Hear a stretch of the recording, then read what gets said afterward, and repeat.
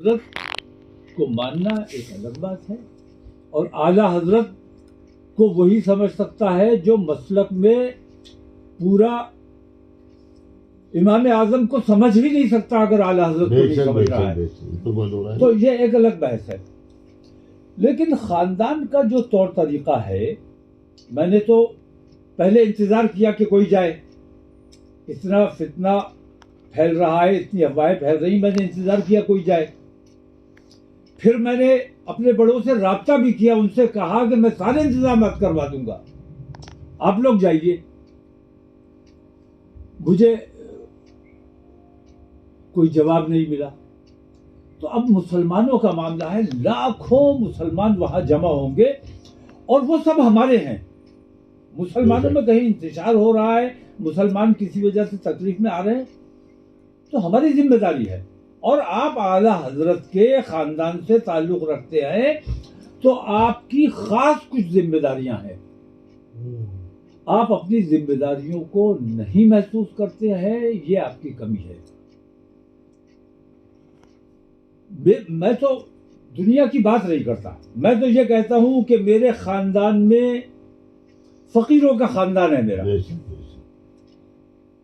میرے خاندان میں جب سے شہزادے آ گئے، جب سے ولی عہد آ گئی، جب سے تاج آ گیا، تب سے میرے خاندان میں معاملہ گڑبڑ، اور میرے خاندان کے تقریباً 99% لوگ، میں یہ کہتا ہوں کہ پوری طرح سے دنیا داری میں ملوث ہیں، اور مسلک کو، مذہب کو، اور تمام چیزوں کو، خانقاہ کو، درگاہ شریف کو اپنے اثر و رسوخ کے لیے اور حصول دنیا کے لیے استعمال کرتے ہیں۔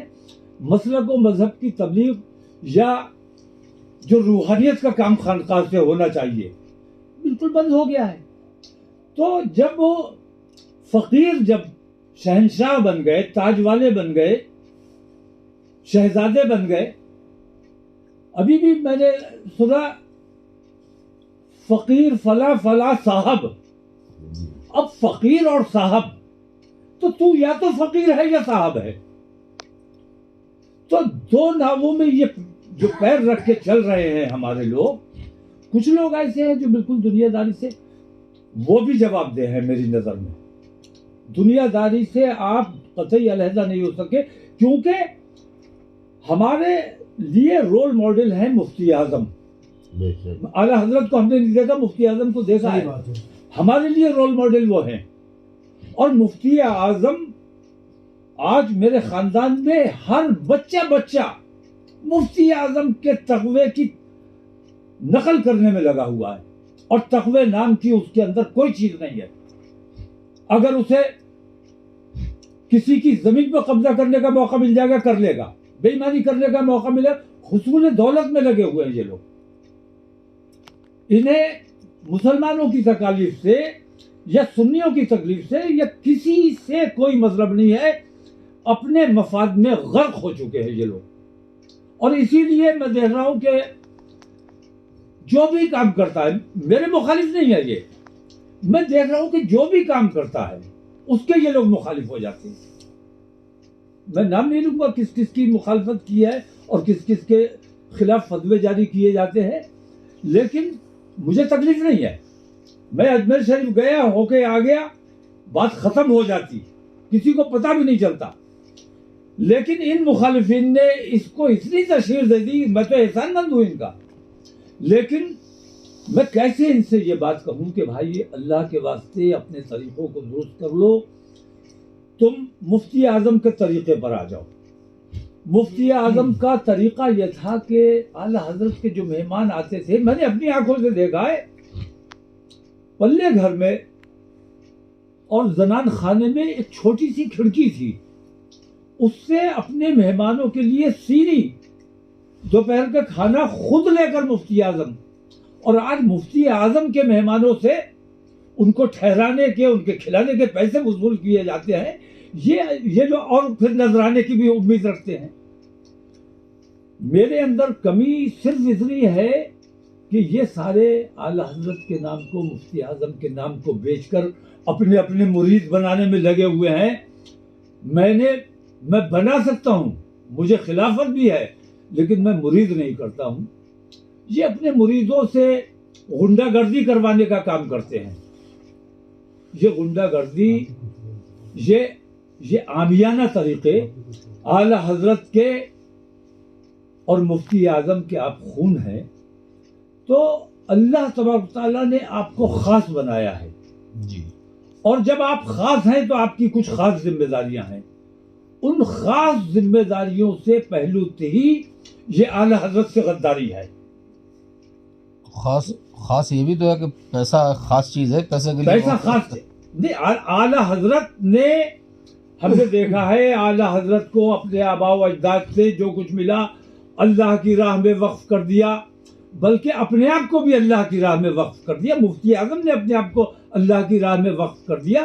تو میری پہچان, میری دولت یا میرا علم, یا یہ تو مسل پاور اور منی پاور کے پیچھے یہ لوگ بھاگ رہے ہیں, اور ان کے پاس جو اصل پاور ہے اس کو نظر انداز کر رہے ہیں. وہ بہت بڑی پاور ہے ان کے پاس, جس کو یہ اہمیت کم دے رہے ہیں, اور منی پاور اور مسل پاور کو زیادہ اہمیت دے رہے ہیں. غریب نواز کے یہاں ہم غلام کی حیثیت سے ہمیں جانا چاہیے, اور غلام ہے, غلام در غلام ہے, اور کسی کی بھی سیادت کا انکار کرنے کا آپ کو کوئی اختیار نہیں ہے. ہم نے مفتی اعظم کا زمانہ دیکھا ہے, مفتی اعظم کا طریقہ دیکھا ہے. ہم نے دیکھا ہے کوئی سید آیا ہے, اس نے اپنے آپ کو سید کہا, مفتی اعظم نے سرہانے بیٹھایا ہے. جو سرکار اعلیٰ حضرت نے تو ایک فتویٰ بھی دیا ہے, فتاوی رضیہ کے اندر ہے, جلد نمبر بھی اس کی دی ہوئی ہے, اس میں رکھا انہوں نے سرکار اعلیٰ حضرت سے سرکار غریب نواز کا کیا مقام ہے. ایسا تھوڑی ہے, اس میں فتاوی رضیہ کے اندر ہے موجود. تو میری مشکل یہ نہیں ہے, اعلیٰ حضرت یہ کہنے کی ضرورت کیوں پیش آئی. اعلیٰ حضرت کے بھی مخالفین تھے, دشمن تھے, اور ہم مذہب لوگ بھی اعلیٰ حضرت سے حسد رکھتے تھے. تبھی اعلیٰ حضرت کو یہ کہنے کی ضرورت پیش آئی کہ عدو بدین مذہب والے حاسد. تو اگر مجھ سے لوگ حسد کر رہے ہیں یا مجھ سے لوگ دشمنی کر رہے ہیں, تو مجھے خوش ہونا چاہیے کہ الحمدللہ میں اعلیٰ حضرت کے مسلک پر اور ان کے طریقے پر قائم ہوں, اور مفتی اعظم کے طریقے پر قائم ہوں. اور ایک بھی خاندان کا آئے جو مجھ سے بحث کرے, مجھ سے بات کرے, اس کو جاننا چاہیے تھا اگر تو اعلیٰ حضرت کا سچا شہدائی ہے, اعلیٰ حضرت کا خون ہے, اور اعلیٰ حضرت کے طریقے پر عمل کرتا ہے, مفتی اعظم کے طریقے پر عمل کرتا ہے, تو تجھے اجمیر شریف جانا چاہیے تھا, کیونکہ وہاں جتنے مسلمان جمع ہوں گے وہ سب ہمارے اپنے مسلمان ہیں, ہمارے اپنے بھائی ہیں. وہاں اگر کسی قسم کا فتنہ ہوتا ہے, کون سی حکومت بیٹھی ہوئی ہے, کل آپ کی لڑائی یا آپ کے فطرے کی وجہ سے کل وہاں کوئی پابندی لگا دی جائے یا یہاں کوئی پابندی لگا دی جائے, نقصان کس کا ہوگا؟ ان تمام چیزوں کو نظر انداز کر کے یہ اپنی ذات کے فائدے میں لگے ہوئے ہیں. یہ مجھے لگتا ہے کہ یہ اپنے ساتھ غداری کر رہے ہیں.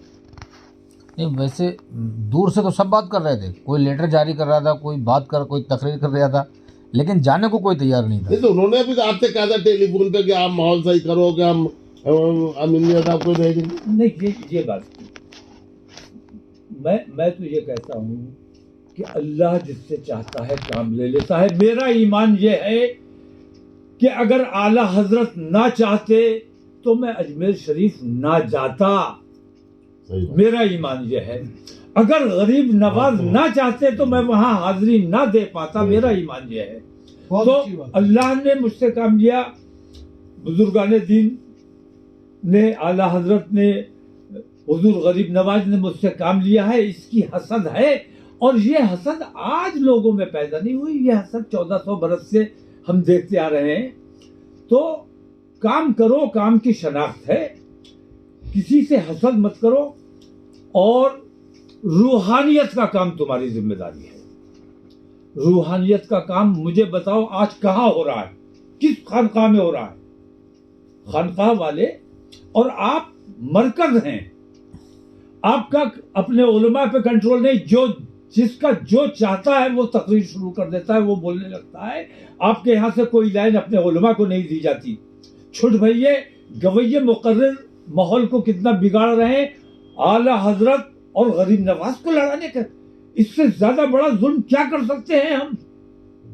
और इसमें अगर किसी ने कोशिश की है कि ये तनाज़ा ना बढ़े तो उसको आप सपोर्ट नहीं कर सकते, तो कम से कम मुखालफत नहीं कर सही सकते। बात है, बात है। जी तो